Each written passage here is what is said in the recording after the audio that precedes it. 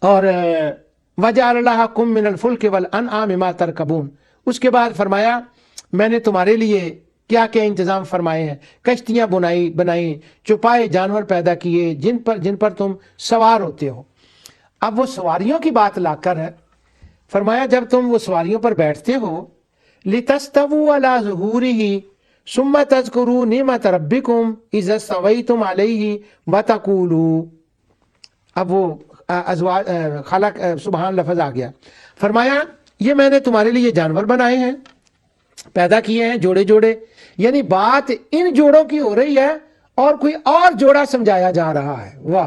فرمایا تم ان پر بیٹھتے ہو، اس کے اوپر کنٹرول کرتے ہو، اور جب تم اس کے اوپر کنٹرول کر لیتے ہو، جم کر بیٹھ جاتے ہو، اس کے خواہ وہ جہاز ہو یا وہ سائیکل ہو، موٹر سائیکل ہو، وہ ٹرین ہو، کوئی چلانے والا ڈرائیور ہو، وہ جہاز ہو، کنکورڈ اور راکٹ تک، جب تم بیٹھ جاتے ہو اس کے اوپر، میں نے تمہیں یہ اعزاز دیا ہے۔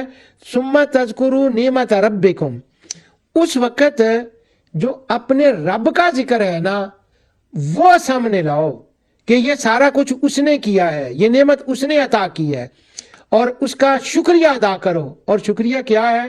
تم یہ کہہ دو سبحان الذی، اس کو کسی شریک کی ضرورت نہیں ہے، وہ کمزور نہیں ہے، وہ ناتواں نہیں ہے، نہ اس جہان میں نہ اس جہان میں۔ سبحان اللہ جی کہا تو تمہارا شکریہ ہو گیا۔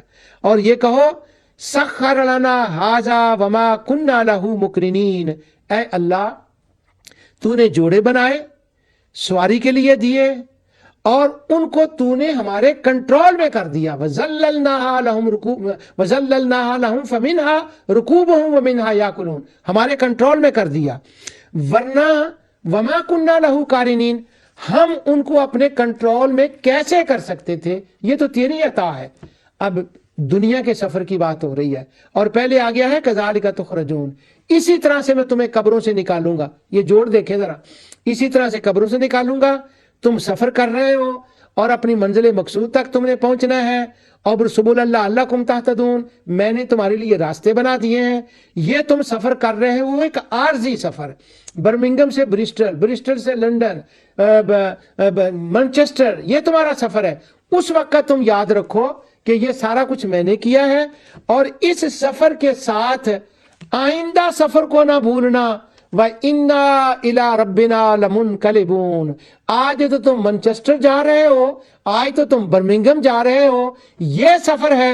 اور یہ یاد رکھنا ایک دن وہ سفر بھی ہے کہ تم یہ زبان پہ لاؤ، اس پہ یقین کرو کہ ایک دن ہم نے اپنے رب کی طرف واپس جانا ہے۔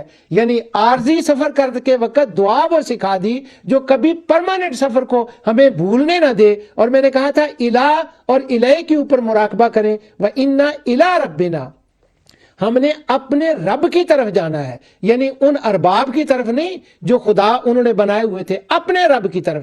اسی کی دو مثالیں، اسی سے اس کی نظیر دو آیتیں آتی ہیں، ایک سورہ شعراء میں ہے، ایک آراف میں ہے۔ جب موسیٰ علیہ السلام پر وہ جادوگر ایمان لائے، انہوں نے بھی یہی کہا تھا۔ فرعون تھا، وہ کہتا تھا انا ربکم الاعلی، انہوں نے بھی یہی کہا تھا ہم اپنے رب کی طرف جا رہے ہیں۔ وہ فرعون کی غلط فہمی دور کرنا مقصود تھا کہ کہیں یہ تو نہ سمجھ لے کہ تو رب ہے، ہم نے تیری طرف آنا ہے، نہیں، ہم اپنے رب کی طرف جا رہے ہیں۔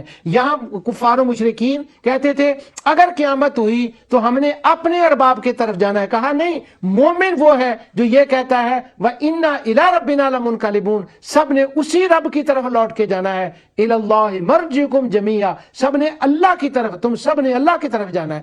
یہاں پر اعادہ کا عقیدہ، زندہ کرنے کا عقیدہ، جمع کرنے کا عقیدہ، حشر و نشر کا عقیدہ، اور اللہ تعالیٰ کے فیصلے فرمانے کا عقیدہ، اور اس کا علم اور شان کا عقیدہ، اور آلہہ باطلہ ان سے نجات کا عقیدہ کہ ان سے الگ ہو جاؤ۔ اور سورہ مدثر کے اندر یہی فرمایا گیا تھا وَالرُّجْزَ فَاہْجُرْ، اللہ اکبر، وَثِيَابَكَ فَطَهِّرْ وَالرُّجْزَ فَاہْجُرْ۔ اسی پر میں ختم کرتا ہوں، جو کچھ میں نے کہا اللہ تعالیٰ اسے قبول فرمائے۔ وَمَا عَلَيَّ إِلَّا الْبَلَاغُ۔